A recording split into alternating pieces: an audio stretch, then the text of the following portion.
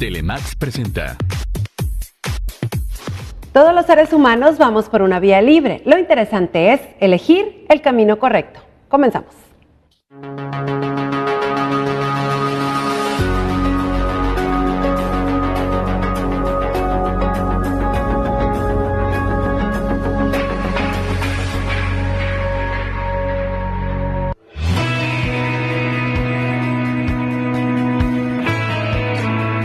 ¿Con quién irá mi hijo?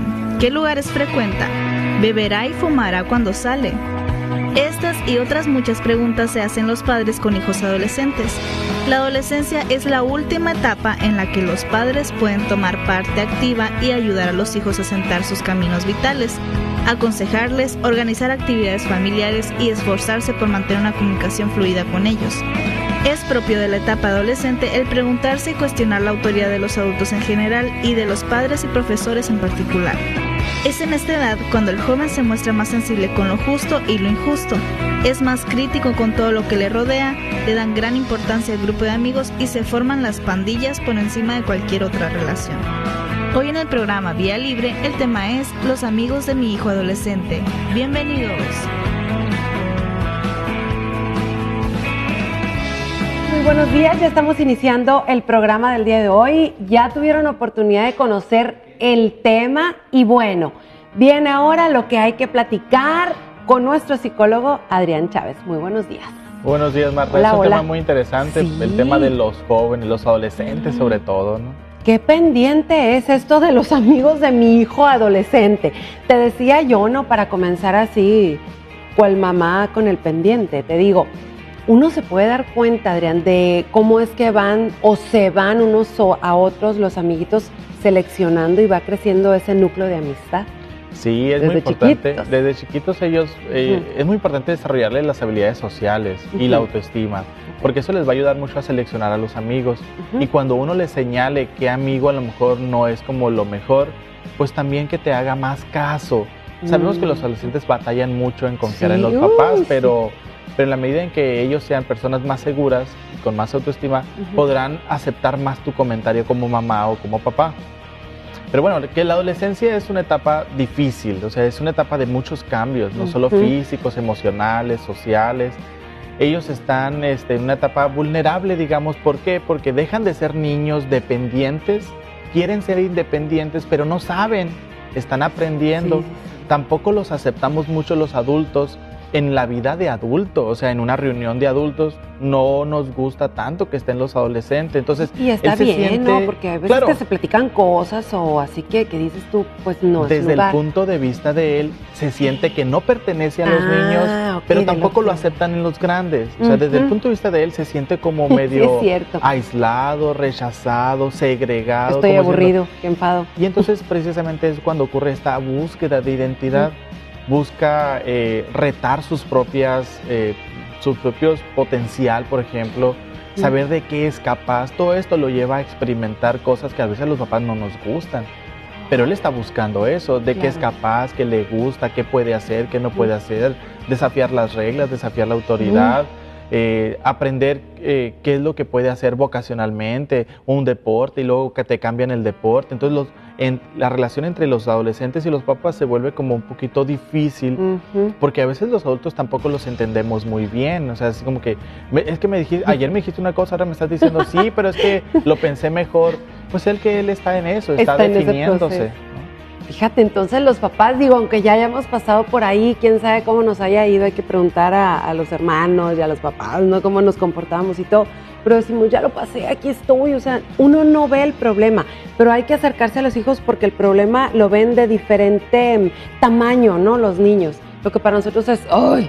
Decídelo ya. Para ellos es, ¿cómo? ¿Qué voy a hacer? Entonces hay que comprender tantito. Exacto, entonces dejarlo. hay que acordarnos también cuando uno se ahogó en aquel vaso de agua, ¿no? Sí, en la adolescencia, y ahora lo está pasando nuestros hijos o nuestro sobrino y lo vemos y queremos simplificarle, queremos ayudarle, pero no funciona así, el desarrollo no funciona así, con solo decirle, mira, es muy sencillo, vas a hacer esto, vas a hacer aquello, o te sugiero esto, aquello. Pero él está en eso, pues es la misma etapa que por la que nosotros pasamos y todo era complicado, todo era difícil y todo. Ay, y también tuvimos personas adultas que nos dijeron, no te compliques y haz esto, haz aquello, todo es más fácil, y no es cierto. Hay que aceptar que la vida del adolescente es un poco complicada, hay que tener un poco más de paciencia. La clave entre los padres y los hijos es mucha comunicación, mucha confianza y mucho respeto. Aceptar que es un proceso. ¿Qué cosas sí pueden hacer los papás? Ay, a ver, sí. La cuestión de la supervisión. ¿Hasta dónde? Muchos dicen que hay que darle su espacio. Yo pienso que hay que ir un poquito más allá, solo como vigilancia, no tanto como para hacer algo inmediato. Por ejemplo, revisar su cuarto. Sí. Revisarlo, pero tampoco lo desordenes, ¿verdad? O sea, abre el cajón, revisa la mochila, pero no le desordenes a tu hijo, no le hagas un desastre. No es un cateo, pues, ¿no? Revisa la mochila, revisa el buró, revisa su ropa, para que te des cuenta qué está haciendo fuera de tu casa, ¿no? Encontraste un cigarro, espérate. Ay, una notita de amor por ahí. Una nota de amor, encontraste cosas, ¿no? No sabes de dónde, si él lo está haciendo, si le pertenece a alguien más. Ándale, si alguien se lo dio a guardar. Te da información, por lo menos, por lo pronto, te da información para saber qué está ocurriendo en su vida. Ya habrá tiempo de ver si es él o si es alguien más, o quiénes son los involucrados en tal situación, ¿no? Si anda en una relación amorosa, por ejemplo, ¿no? Si anda en un asunto complicado con otros amigos, si anda en algún comportamiento antisocial. No es un cateo en donde revuelves todo, solo buscas información de qué está haciendo fuera de tu casa. La otra cara de todo esto es la comunicación, pero sabemos que los adolescentes no comunican todo. Entonces, pero tienes una parte de la comunicación, ¿no? ¿Qué hace con sus amigos? ¿A dónde va? ¿Qué le gusta hacer? Más o menos, ¿no? Y tratar uno como papá de bajarse de nivel para saber, para que te cuente qué piensan los amigos y cómo le hizo el fulanito, etcétera, etcétera. No, y no hay que asustarnos, a veces estamos platicando y si uno hace, ya se paran, mejor hay que estar así tranquilamente, respirando profundo. Vamos al corte comercial y regresamos después del cateo Hoy en el programa Vía Libre, el tema es los amigos de mi hijo adolescente. Regresamos.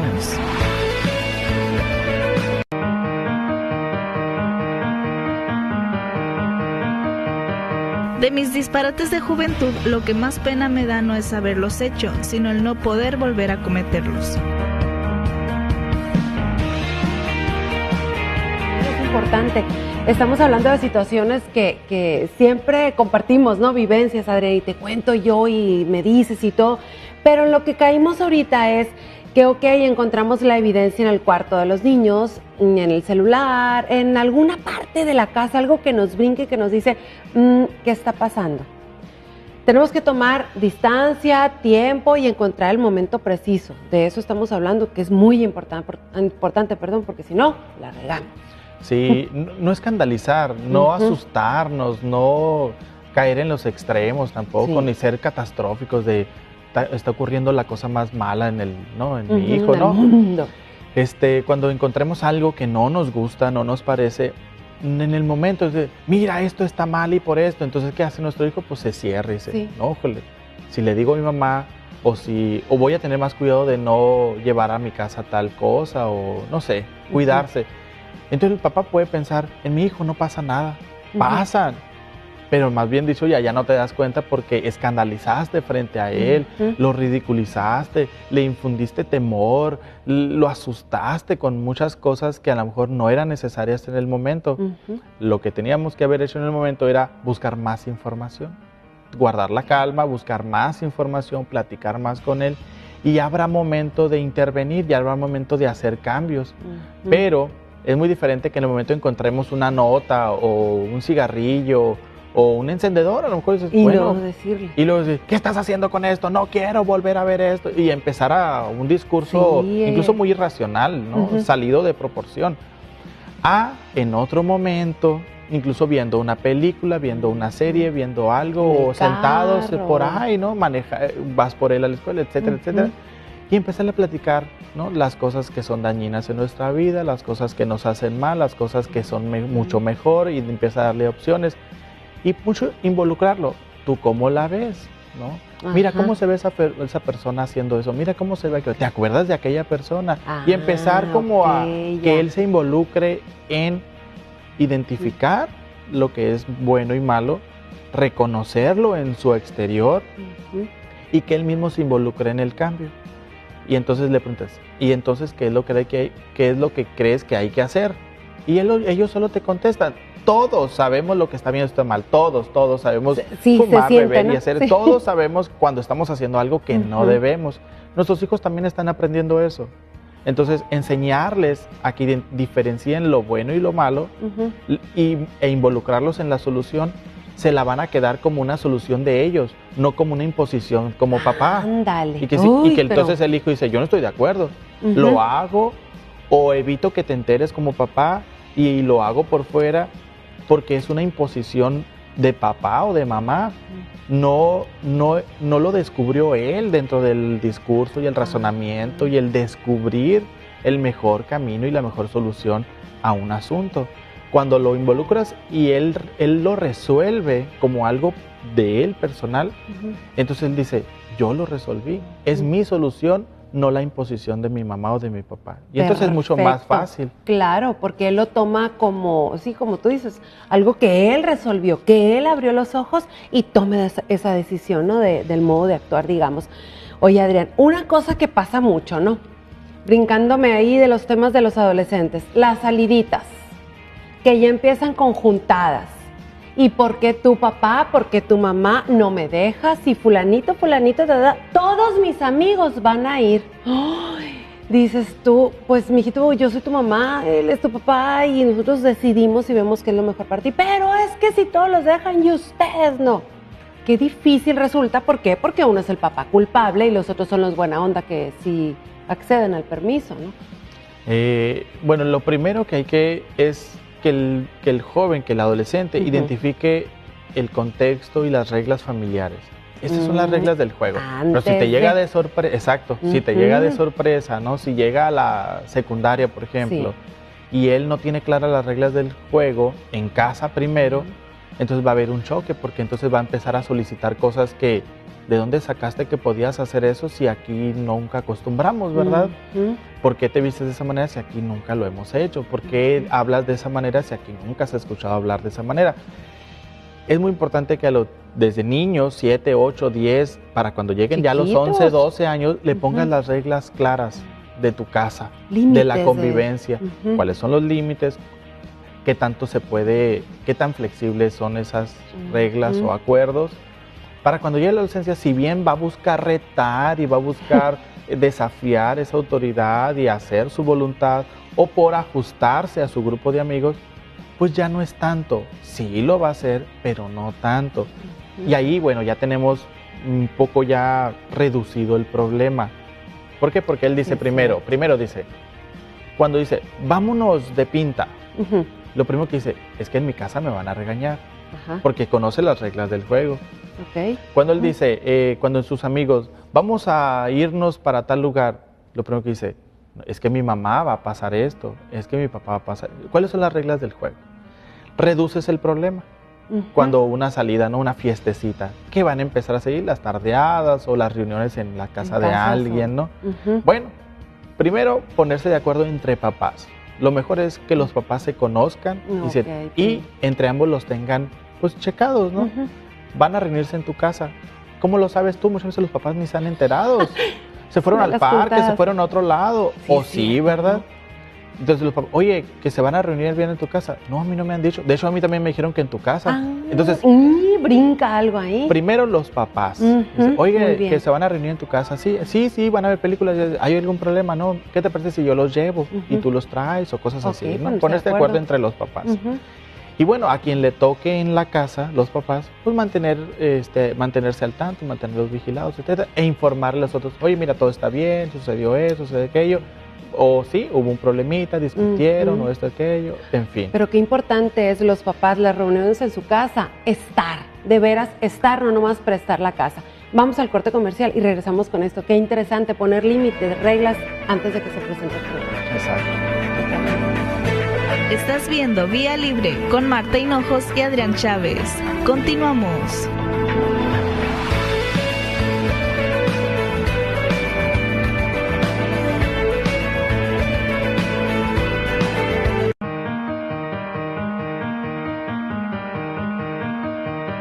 La juventud no es un tiempo de la vida, es un estado del espíritu.